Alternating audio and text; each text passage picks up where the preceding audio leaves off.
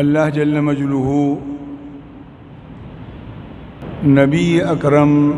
صلی اللہ علیہ وسلم تا فرمائی وربک ستا پروردگار یخلق پیدا کئی ما یشاء سچی اغواری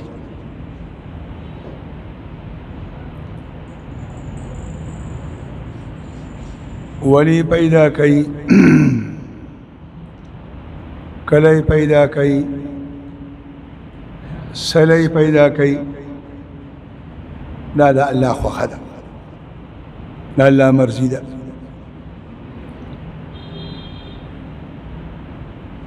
او اللہ جل مجلوہ تا د زمکی د شگی د یوې ذرې پیدا کول او د تک شین آسمان پیدا کول دا یو برابر دي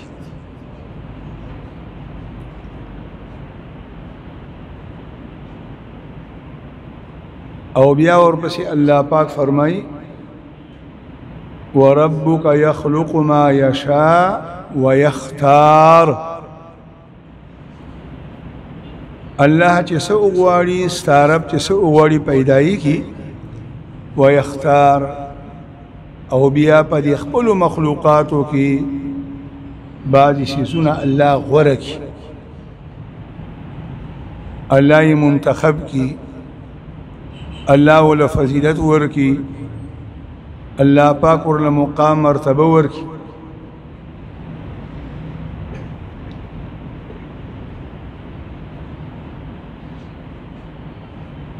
او بیا د دغه آیت د مفهوم د لاندې بی انتها سیزونه داخل دي نو دا الله جل مجلوه د دغه قانون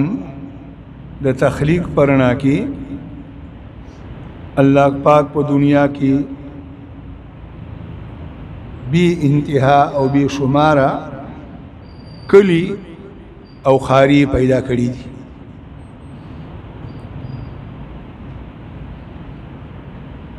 او د تمام عالم په دغه خاریو کې په دغه کلو کې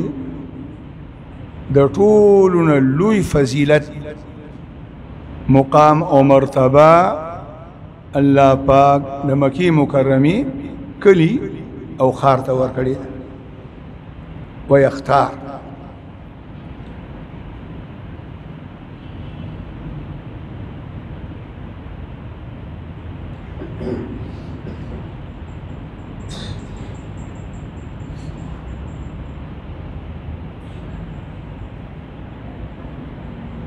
اللہ جل مجلوہ اور قرآن کریم کی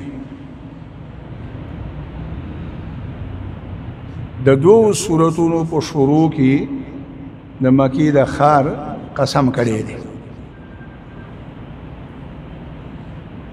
او دا دواړه ما ستاسو په مخ کې تلاوت کړه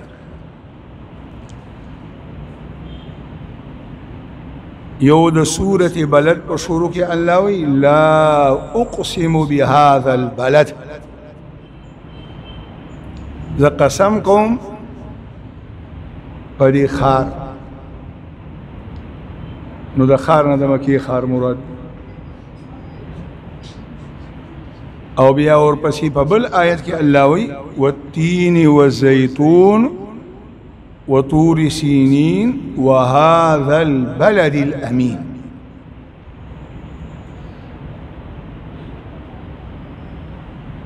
نو چې د کائنات خالق خپل مخلوقاتو کې په یو څیز باندې قسم کوي د دین لوی اعزاز فضیلت د دغه څیز د باره بل نشي کېدی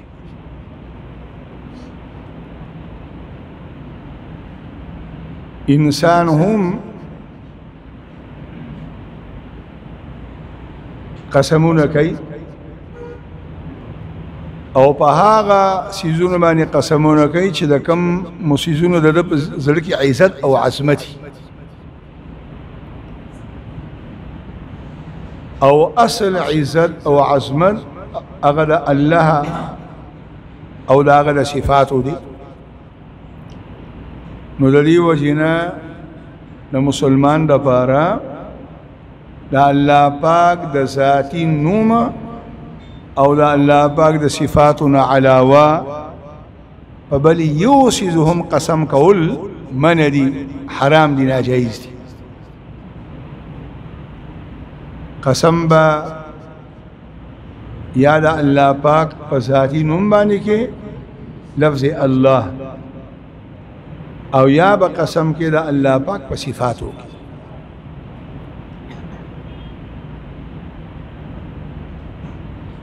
ولله الاسماء الحسنى فادعوه بها. نو د مکی مکرمه د خار د شرافت او د عزت یو دلیل هغه دی چې الله پاک په قران کریم کې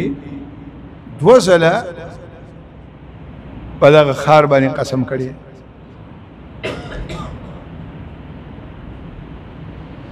د مکی مکرمه د خار د فضیلت یو دویمه وجه ده چې الله جل مجلوه د خار ټاکلې دي منتخب کړي دي د خپل کور د پاره. بیت الله شریف الله پاک د مکی مکرمه په خار کې جوړ کړي دي بل ذکر نه.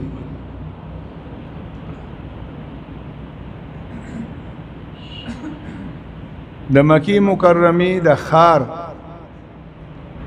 د عزت او د عظمت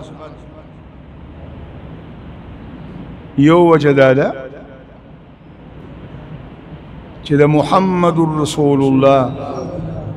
صلی الله علیه وسلم د ولادت د بارا الله پاک دغه خار انتخاب کړی دی. نبی علیه الصلاۃ والسلام چې د تمام مخلوقنا افضل دی، د تمام انبیاؤنا، د فرشتونا، د پیریانونا، د الله د ټول مخلوقاتنا افضل دی. داغه د ولادت لپاره الله پاک د مکی مکرمه د خار انتخاب کړی.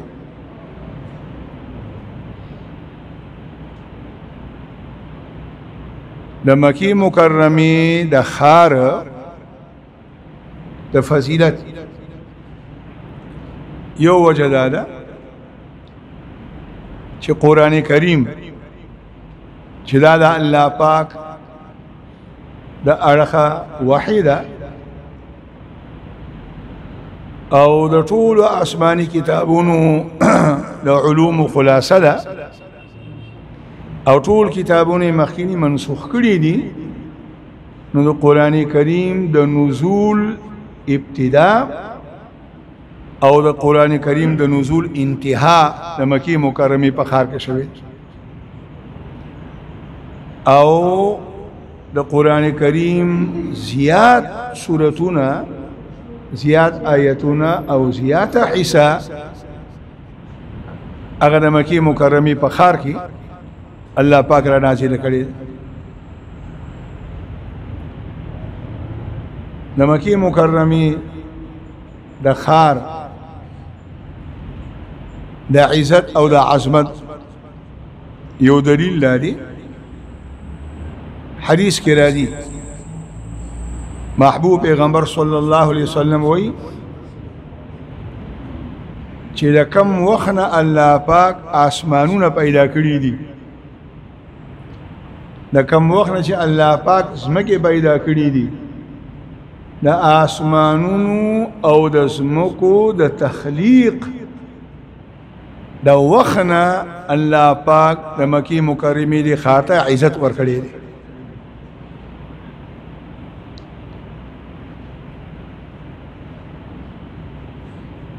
او نبی علیه الصلاۃ والسلام وی دا داسې معزز خار دی چې د مکی مکرمی په خار کې به د یو ازغیدارې ځمکې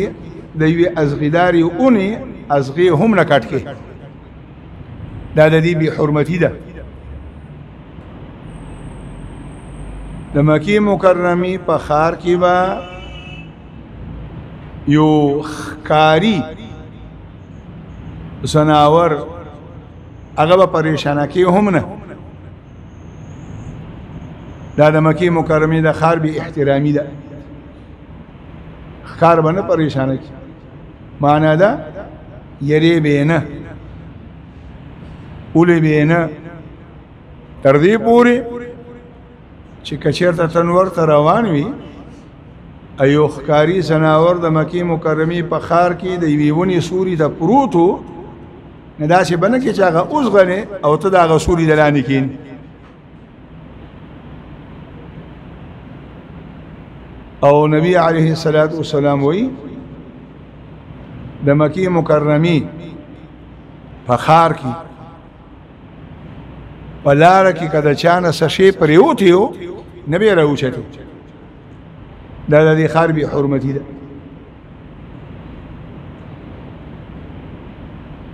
د مکی مکرمی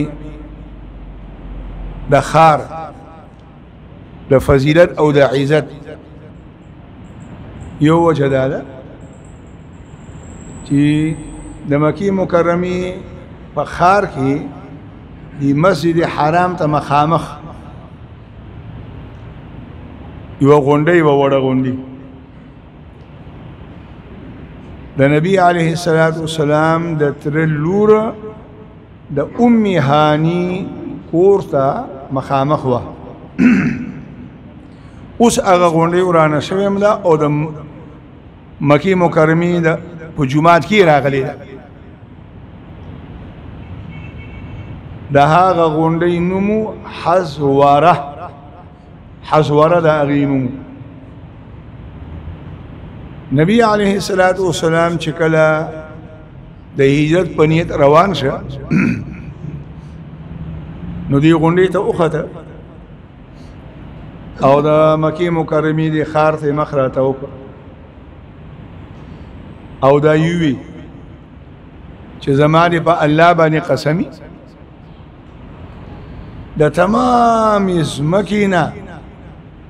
افضل تی او د الله جل مجلوه په نظر کې د هغه د تمام ځمکې نه الله ته محبوب تی او که زه ستانه نه مې اوښکلی شوې هېڅکله به هم زه ستانه بهر نه ویتلی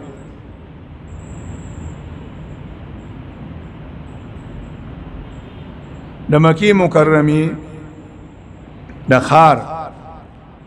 د فضیلت یو وجه دا ده چې د مکی مکرمی په خار کې ګڼ ځایونه داسې دي چې هغه د دعاګانو د قبولیت ځایونه دي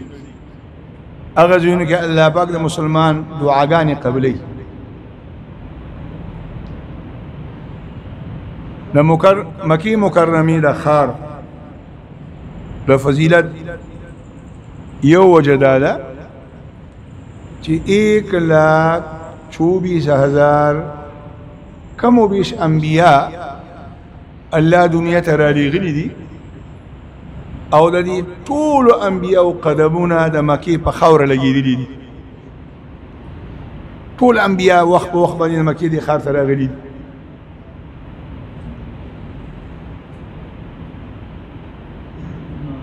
او د مکی مکرمی د خار د فضیلت یو وجه دا ده چې د تمامی دنیا په مساجدو کې افضل ترین جماعت مسجد حرام دی او د دې مسجد حرام د تعمیر او د بنا د پاره الله پاک د مکی د خار انتخاب کړی دی نه د دنیا په بل خار کې نه جوړ کړی او د مکی مکرمی د خار د فضیلت یو وجه دا ده چې د مکې مکرمې د ښار څلورو واړو اطرافو طرف ته د دې د ځمکې څه ټوکړه ده چې هغې ته حرم وایي.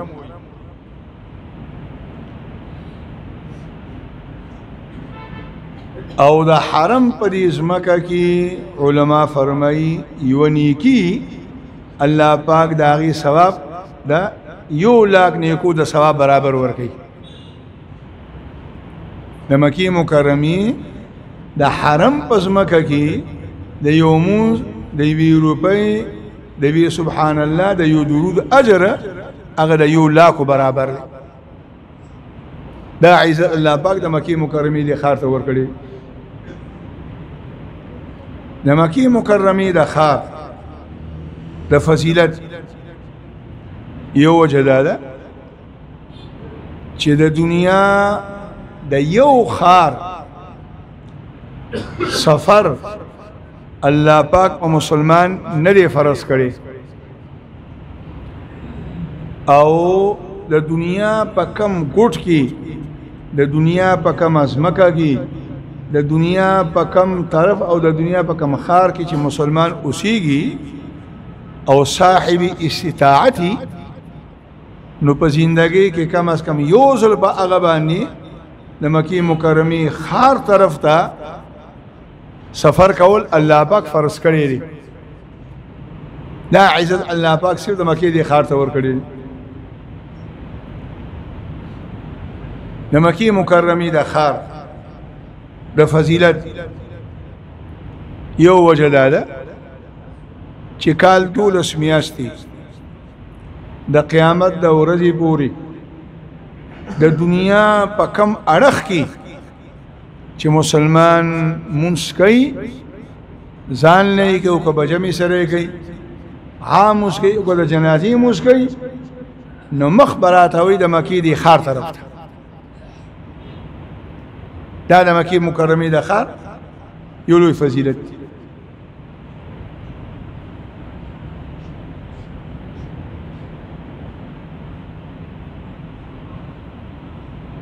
د مکې مکرمې د ښار د فضیلت یو وجه هغه دا ده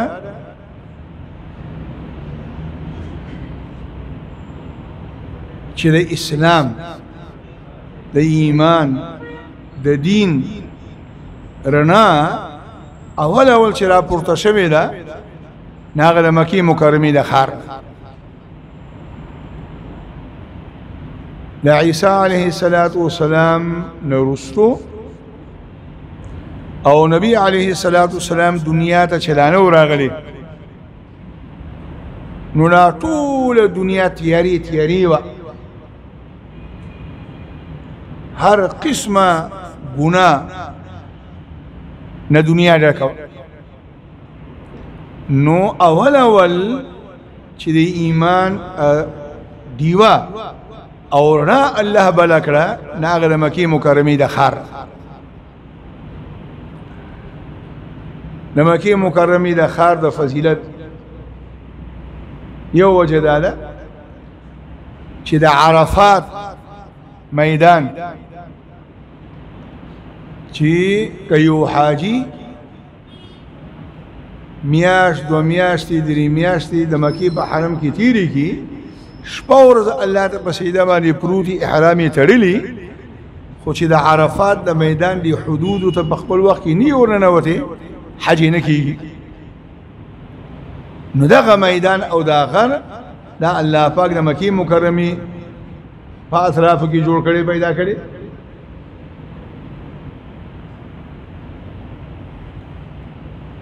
ومن دخله كان آمنا اولم نمكن لهم حرما آمنا د تمام عالم فخاریو کی واحد د مکې مکرمې دا ښار داسې ښار دی چې دی د الله پاک د امن ښار ویلی دی په دغه ښار کې به هر چا د امن حاصلي حتی کې ځناور او حیواناتو ته به هم امن حاصل د مکی مکرمی د خار نه علاوه په نورو خاریو کې په نورو زمکو کې که یو مسلمان ګناو کې الله ورته صبر کوي که بیا یو کې بیا ورته الله صبر کوي که بیا یو کې بیا ورته الله صبر کوي نیرانی سي او د مکی مکرمی د خار په بار کې الله وایي چې په دغه خار کې د مکی په دی حرم کې کم انسان چې د ظلم او د ګناه اراده وکړله نذيقه من عذاب الیم نذب ورته دردناک عذاب ورکو ومن يريد فيه بإلحاد او بظلم نذيقه من عذاب الیم نو دا عزت الله پاک د مکی مکرمه د خار ته ورکړي چې د مکی په خار کې به د ګناه د ظلم اراده منه کې د ظلم او د ګناه اراده دم د مکی د خار به ادبي او به احترامي ده الله پاک به خفقي الله وي دردناک عذاب ورکوم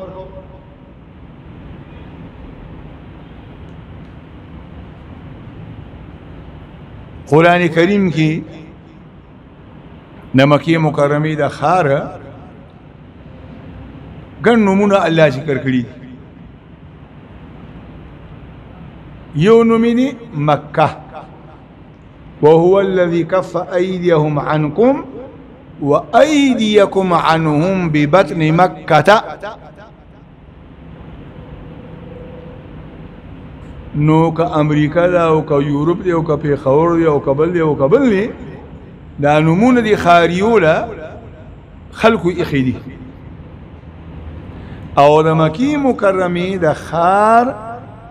د دې نوم انتخاب الله پاک په خپل کړی دی دا نومونه ولا الله په خپل یخي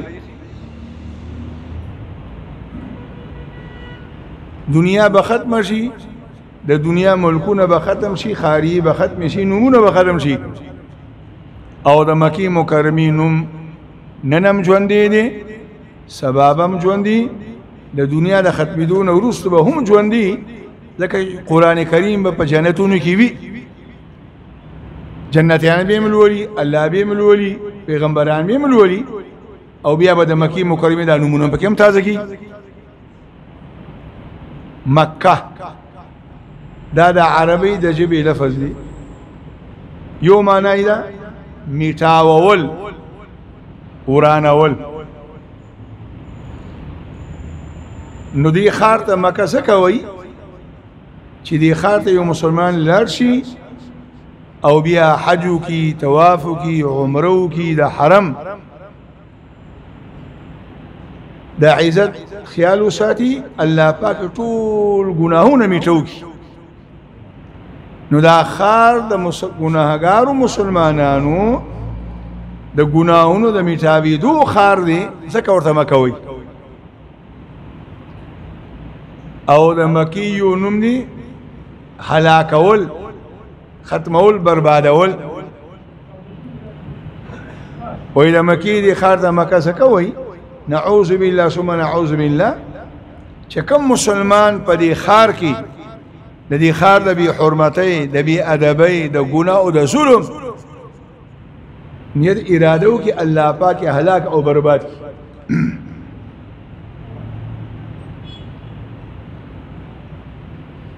ابراها او داغه فوج سونه زرګونه میلا مزالي وکړه چا ورته یې سمنوي او پروايم نه و خو کله چې د مکی مکرمه د خار اطراف ته را ورسیده او د حرم په حدودو کې د دنکیدو فیصله وکړه نو بیا د الله د اړه خبر باندې فوج راغله او دا شي ختم کړه چې هغه تاریخ نن ما الله مونږ ته بیا راځي دی الم ترى تنګوري محبوب پیغمبر ته الله وي تنګوري كيف فعل ربك سن حشر او کار وکړستا پروردگار باصحاب الفيل دا هاتی دا خلق سره نو د دنیا یو ظالم یو جابر په زندگی کې یو ځله د مکی مکرمی د خار د بی حرمتی اراده وکړه الله پاک ولدا چې عبرتناک سزا ورکړه چې د عبرت لپاره داغه هغه تاریخ په قران د قیامت پورې سوتی مسلمان به د قرب قیامت په وخت کې به دجال ټول دنیا کې ګرځي د دجال یو صفت دی مسیح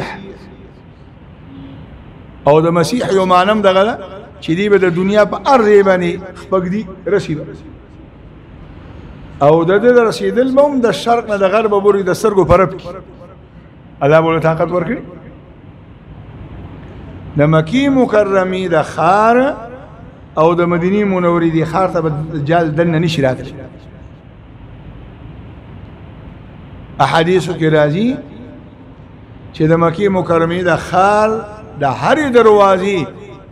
د حفاظت لپاره با الله پاک فرشتي راولېږي او دجال په شاکی دي کاکي به د مکی د خار ته بيدنه نه رابرېږي د مکی مکرمه د خار دویم نوم دی قران ذکر کړی دی بکه یو مکه دی میم سره ادویم بکه ان اول بیت وضع للناس للذي ببکه یقینا هاغه اولنی کور چې کوم الله پاک جوړ کړی دی د خلکو لپاره هغه کور دی ببکه ته چې هغه په بکه کې بکه دام د مکی مکرمی د خار یو نوم دی او د دې مکی د بکی یو نوم دی سیرل پارنا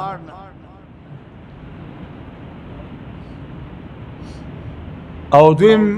نومی دی اوچتول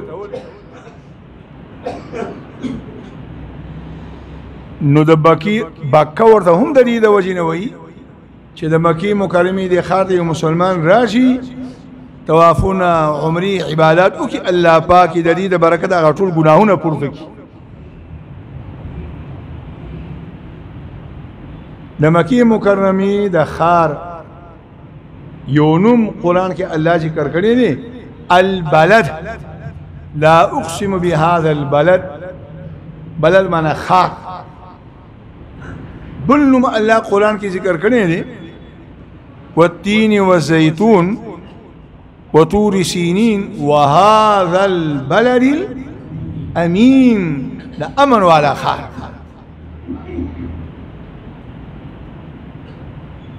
چې کوم مسلمانان زی الله دې موږ تاسو بیا بوزي په ژوندۍ کې سره قبولیت نه نو ګوره په یو ځای کې د ټولې دنیا نه خلک راغلي رنگونه یې بدلی طبیعتونه یې بدلی مزاج یې بدلی عادتونه یې بدلی ژبې یې بدلی الا ماشاء الله په لکونو خلکو کې چېرته یو کس دو نیم داسي چې هغه جګړه او هغه جګړه څه جګړه ټوپک راغشتل ني کوتک راغشتل ني سکون باندې وهل ني علم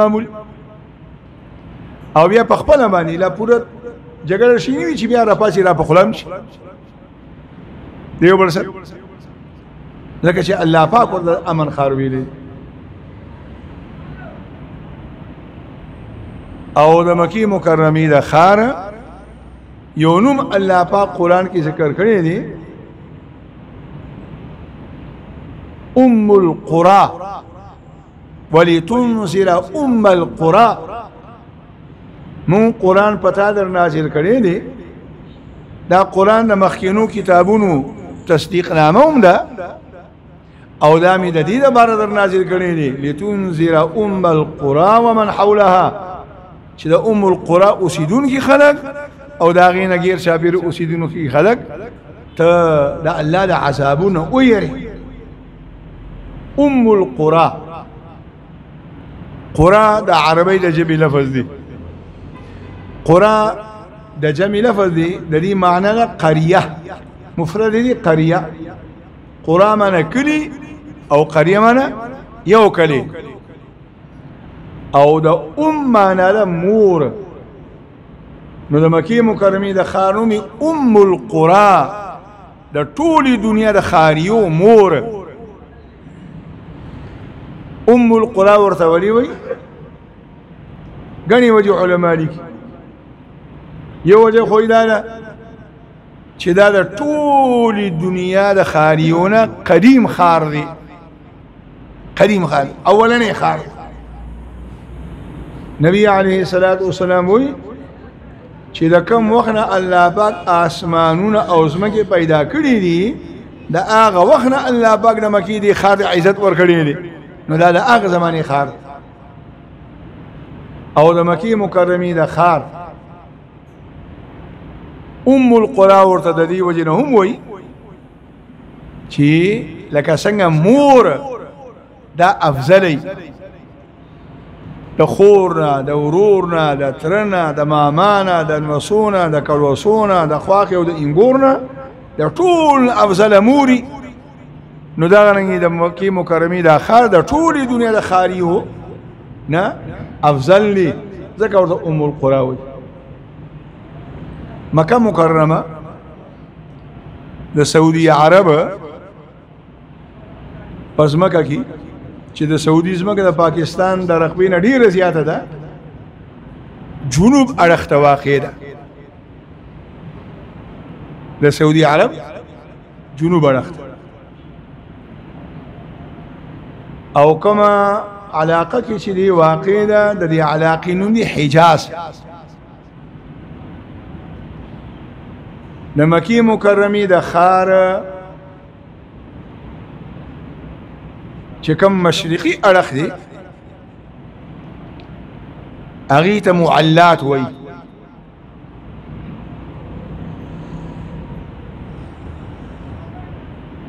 او چې کوم مغربي اړخ دی هغې ته مسفله وایي معلات معنی بره او مسفله من اخکته نو دغه اړخې اوچت دی ځکه ورته معلات وایي او دا بل اړخ اخکته دی جوړه کې دی ځکه ورته مسفله وایي د مکی مکرمه خار ته د نبی علیه الصلاة والسلام په زمانه کې درې لارې وې درانه نوتو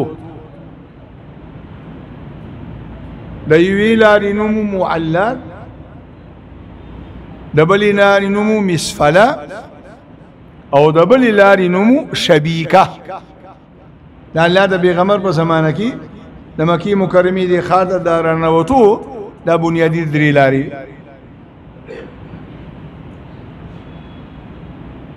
د مکی مکرمه د خار چې کوم په ټولو کې غټ جومات دی او بیا دغه جومات صحن دی او بیا د دې صحن تقریبا اندازادن په منځ کې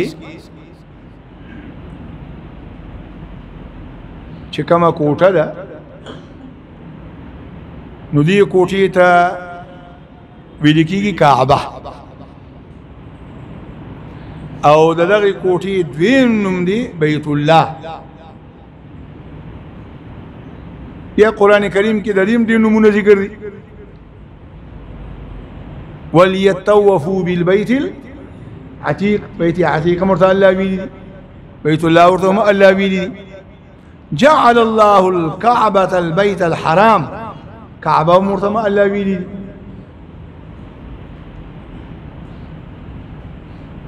بیا د دې کوټې نه غیر شاپیره چې کوم صحن دي کوم صحن کې چې حاجیان ګرځي را ګرځي طواف کوي نو دې صحن ته ویل کېږي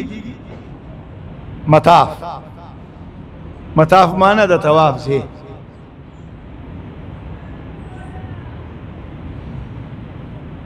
او دغه کوټې سلور ګوټونه دي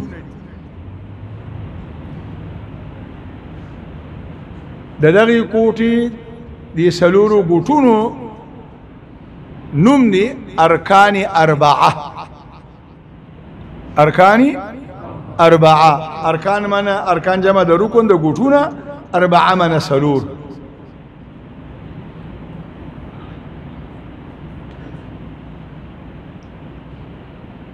دغه کوټي شمالي دیوال اړخ ده، د دیوال نه بهر تقریبا شپږنیم لاسه، شپږنیم لاسه. د دې ځای نوم دی حجر. څه نوم یې دی؟ حجر. او بیا د شپږنیمو لاسو نه اخواته چې کوم غیر چاپیره دیوال د سینې عمره راتاو دی، د دې نوم دی حتیم. د شپږنیمو ذراعو ځای ته ویل کېږي حجر، او د ټولې حصې ته ویل کېږي حتیم. او د بیت الله شریف چې کوم مشرقي دیوال دی، دا مخامخ مشرقي دیوال، او بیا د دې مشرقي دیوال چې کوم جنوبي کوټ دی، د دې نوم دی رکن د حجر اسود. دې ته ویل کېږي رکن د حجر اسود. او د بیت الله شریف چې کوم مغربي دیوال دی، د مغربي دیوال چې کوم جنوبي ګوټ دی، دې ته ویل کېږي رکن یمانی. رکن یمانی. او د بیت الله شریف چې کوم مشرقي ګوټ دی، هغه دیوال دی، د دې مشرقي دیوال چې کوم شمالي ګوټ دی،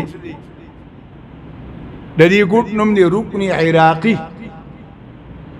رکن عراقي. او د بیت الله شریف د مغربي دیوال چې کوم شمالي ګوټ دی، د دې نوم دی رکن شامي. رکن د حجر اسود، رکن یمانی، رکن عراقي، او رکن شامي. بیا د بیت الله شریف د دې مشرقي دیوال په دې جنوبي ګوټ کې چې کوم کاڼي لګېدلې دي، د دې کاڼي نوم دی حجر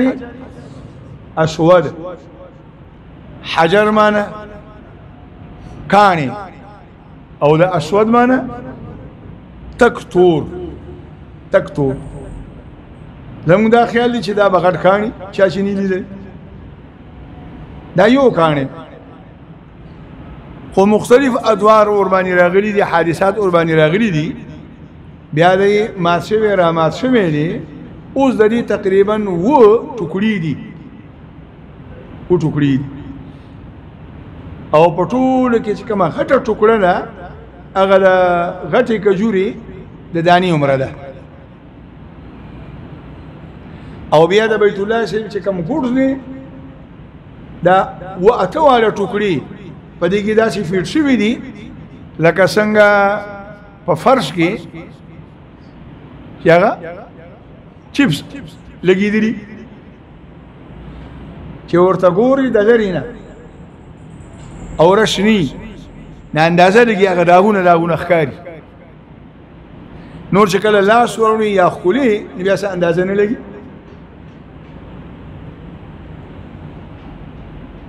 او دا کاڼي دا جنتی کاڼي دي، الله د جنت را لېږلي. او دا کاڼي چې کله الله دنیا ته را لېږلو، دا تک سپینو. او حدیث کې راځي نزل الحجر الاسود من الجنه وكان اشد بياضا من اللبن. دا په سپینوالي کې د شودو پویونه ام زیات تک سپینو. فسودته خطايا بني آدم، دا آدم عليه الصلاة والسلام دا اولاد گناهونو دی تکتور کا. دا عبداللہ بن زبیر رضی اللہ عنہ بزمانہ کی چکل دا بیت اللہ شریف تعمیر کی دا کاری راس پڑلیو نو آغا اڑک چکم دن طرف دو آغی آغا سپینوالی علی اسم باقیو او دا بیت اللہ شریف مشرقی دیوال اڑکتا او مغربی دیوال اڑکتا دا شیو موڑا گونی جوڑا کری نا تقریبا دگزنا لکم دا او آغی یا کنڈی ورکڑی دا آغی کی دا غلاف آغا پڑی دی دا دی نم دی شازوران دا دی موڑی نم دی شازوران چکمو کی قریشو دا مکیمو دا بیت اللہ شریف تعمیر کولو نیو تبدیلی بکدام کرے وا چی دا مشرق ارقنا و دا مغرب ارقنا دا گازنا لکم حیثا بار پری خودا او بیا دا آغی حیثی دا پاسا اگا موڑا گوندی راتر شوی دا چی آغی کیا کونڈی لگی دلی دی دا حج میاشی شروع شو انشاءاللہ که خیری یو خوک خیری سبا خیالی ورز دا سبا خیالی او بل خیالی تیر تاریخ دا انشاءاللہ دا حج کم تربیتی زمان پروگرامی هر کالی اگر با شروع کو انشاءاللہ نمازیگر نما خام پوری بدل کی برچت کی او نما خام نما سلطان پوری با زمان دا مدرسی با جمعات کی دو ٹیمہ بای پا یو روز باندی او دلوی اختر دا مسائل دا سوگیدون اولاندی دا دری جمعی با انشاءاللہ ام دا بیت اللہ شریف دا غیر سچکا متعلق مسائل لی اغیبانی بخبری اللہ پاک دی منگو تاسو طول دا بدی خبر بانی دا پوہ او دا عمل توفیق را نصیب کی او اللہ جل مجلوہو دی دا مکی دا بیت اللہ شریف او دا حرم حسمت زمان استاذ بزنو کی پیدا کی. ربنا تقبل منا انکا انت السمیع العلیم.